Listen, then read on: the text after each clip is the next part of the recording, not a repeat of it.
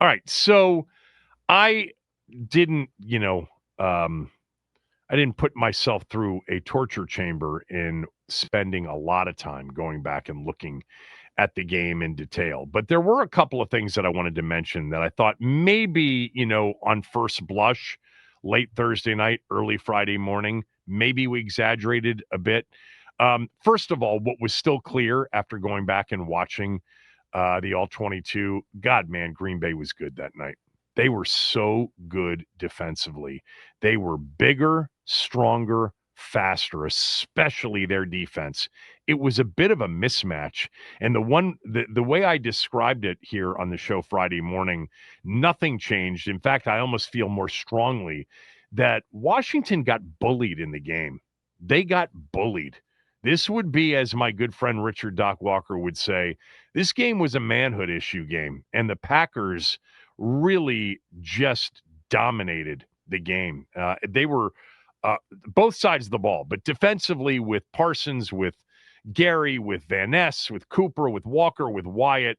I mean, their defense looks like the real deal. Who knows? And I still think for me, specific to the game the other night, the thing that upset me the most after just not really responding and getting bullied around is I still think they should have run the football. I know Bates wasn't there. I get it. But 12 running back carries and 48 called pass plays when the game was never really until the very end out of control.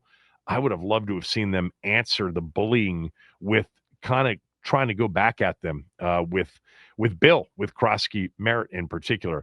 I will say this, my one long-term or medium-term concern, Jaden's number one, obviously, now, and we'll find out more about that this afternoon. Injuries, including whatever Jaden has, Eckler, Wise.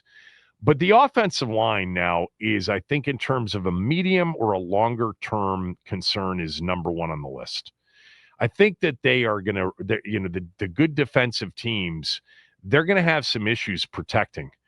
And I think Connerly Jr., I think they got to think about Wiley against the Raiders and Max Crosby and company. I mean, it's not unusual for a rookie in his first two games to be a bit overwhelmed. And Connerly Jr. is overwhelmed right now. This is not a developmental year, 2025. It's supposed to be a win and win big now season.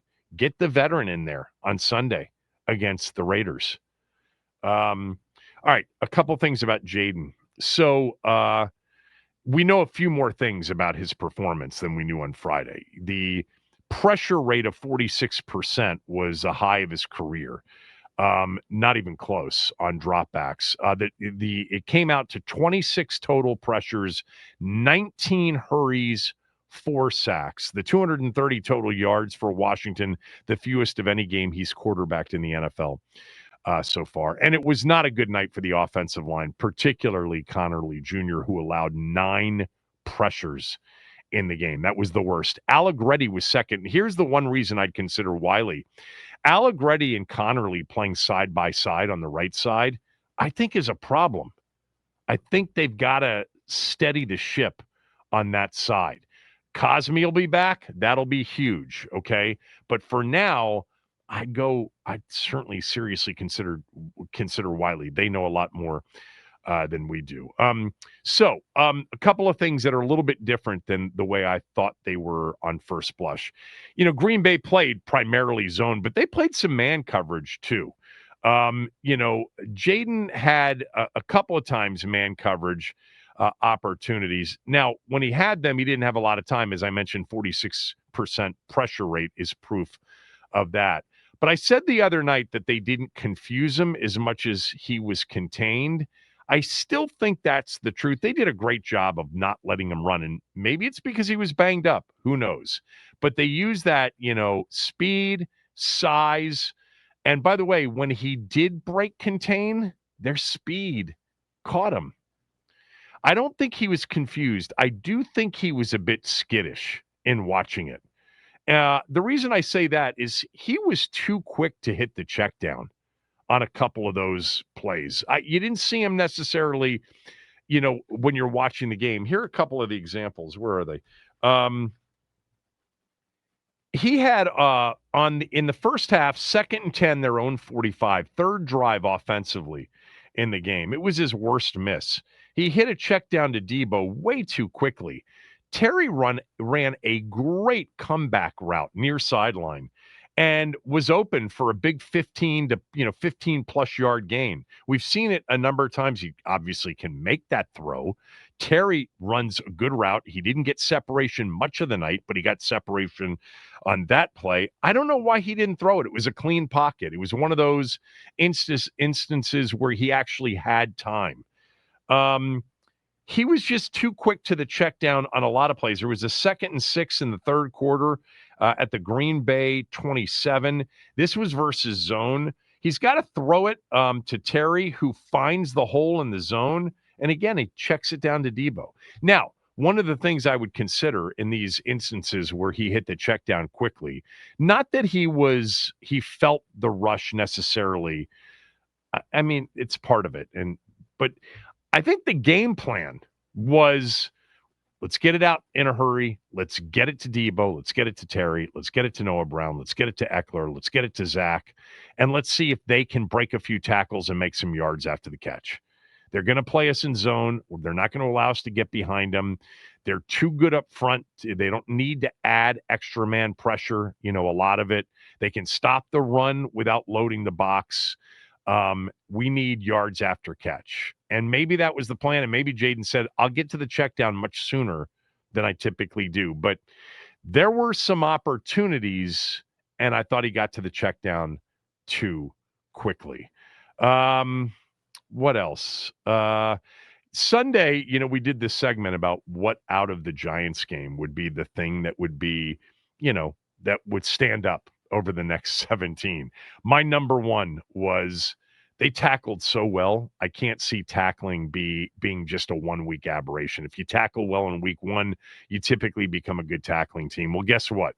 In game 2, they were not a good tackling team at all, especially the secondary. It was a bad game overall for the DBs. I can't imagine that anybody looked good to them on film. Maybe Trey Amos. Trey Amos, maybe you can spare him from everybody else, but it was a bad tackling game too. That's for sure. What else are in my notes? I think Dorrance Armstrong's really underrated from our standpoint. I liked him at the end of last year, and I thought that he had a chance to have a good season. His versatility is big time for this team, especially now with Wise out. I thought Dorrance Armstrong was pretty damn good in the game. And I was disappointed with Daron Payne. I didn't mention that specifically in my aftermath recap. Man, I mean, he had a rush on one play, maybe two, but he was not a factor in the game at all. Daron, you got to be a factor in a game like that. Yeah, that was kind of it. I think that number one, there was more man-to-man than I thought, still primarily zone coverage, and that he was under siege for the majority of the night, hence the 46% pressure rate. But there were a couple of times where they blocked it up and he went too quickly to the check down. So I gave him a C on Friday. I'm not changing the grade. It's the worst grade I think I've ever given him. He did not have a great game. Now, again, still, in my opinion, down the list in terms of, why did they lose the game? They lost the game primarily because they got bullied in the trenches, both sides of the ball. They just got manhandled in the trenches, and they were outcoached. And I say that because, come on, man, Tucker Kraft is still open. Their receivers had yards of separation. I mean, quarter of a field of separation in some cases. So you'd have to credit some scheme with Matt LaFleur and company against Joe Witt Jr.